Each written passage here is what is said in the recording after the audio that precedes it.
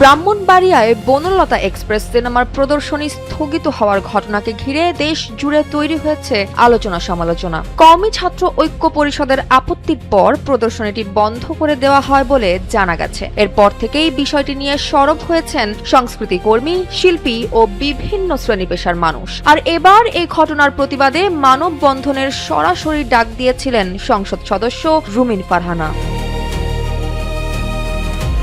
পবিত্র ঈদুল আজহা উপলক্ষে Brahmanbaria film society আয়োজন করেছিল বনলতা এক্সপ্রেস ছবির বিশেষ প্রদর্শনীর। শনিবার অন্নদা সরকারি উচ্চ বিদ্যালয়ে অনুষ্ঠিত হওয়ার কথা ছিল প্রদর্শনীটি, কিন্তু প্রদর্শনীর ঠিক আগে সামাজিক যোগাযোগ মাধ্যমে ছবিটি নিয়ে শুরু হয় বিরোধিতা। কওমি ছাত্র ঐক্য পরিষদের পক্ষ থেকে আপত্তি জানানো হলে শেষ পর্যন্ত প্রদর্শনী স্থগিতের সিদ্ধান্ত নেয় আয়োজকরা। একই দিনে কসবা উপজেলার তালতলা গ্রামেও ছবিটির আরেকটি প্রদর্শনীর আয়োজন করা হয়েছিল। তবে স্থানীয় প্রশাসনের হস্তক্ষেপে সরাসরি পুলিশের 7টি গাড়ি পাঠিয়ে সেটিও বন্ধ করে দেওয়া হয় বলে অভিযোগ উঠেছে। এরপরই বিষয়টি সামাজিক যোগাযোগ মাধ্যম থেকে ছড়িয়ে পড়ে জাতীয় আলোচনায়। এই ঘটনার প্রতিবাদে সোমবার নিজের ভেরিফাইড ফেসবুক প্রোফাইল থেকে একটি স্ট্যাটাসের মাধ্যমে ব্রাহ্মণবাড়িয়ার শাহবাজপুর ইউনিয়নে মানববন্ধন ও বিক্ষোভ কর্মসূচির ঘোষণা দেন ব্রাহ্মণবাড়িয়া 2 আসনের সংসদ সদস্য রুমিন ফারহানা। পোস্টে তিনি জানান, বনলতা এক্সপ্রেস মুভি প্রদর্শনী বন্ধের প্রতিবাদে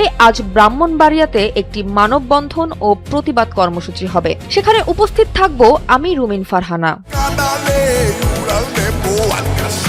শুধু রুমিন ফারহানাই নন, এই ঘটনার তীব্র নিন্দা জানিয়েছে ব্রাহ্মণবাড়িয়ার আরো 10টি সাংস্কৃতিক সংগঠনও। তাদের দাবি, বাংলাদেশ ফিল্ম সার্টিফিকেশন আইন অনুযায়ী অনুমোদিত একটি চলচ্চিত্রের প্রদর্শনী এভাবে বাধাগ্রস্ত হওয়া উদ্বেগজনক। তারা বিষয়টিকে সংস্কৃতি চর্চা ও মত প্রকাশের স্বাধীনতার জন্য অশনি সংকেত বলেও মন্তব্য করেছে।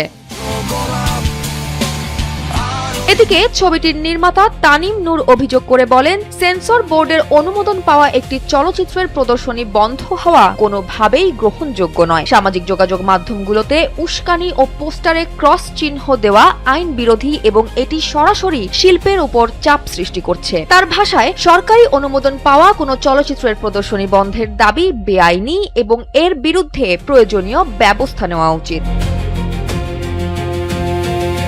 বনলতা এক্সপ্রেস ঘিরে তৈরি হওয়া এই বিতর্ক এখন ব্রাহ্মণবাড়িয়া ছাড়িয়ে ছড়িয়ে পড়েছে পুরো দেশ জুড়ে। এমন এই উত্তপ্ত পরিস্থিতি এখন কোন দিকে মোড় নেয় এবং এই ইস্যুতে রুমিন ফারহানা পরবর্তী কোন অবস্থান বা পদক্ষেপ নেন, সেটাই এখন দেখার বিষয়। জয়া হাসান, NPB।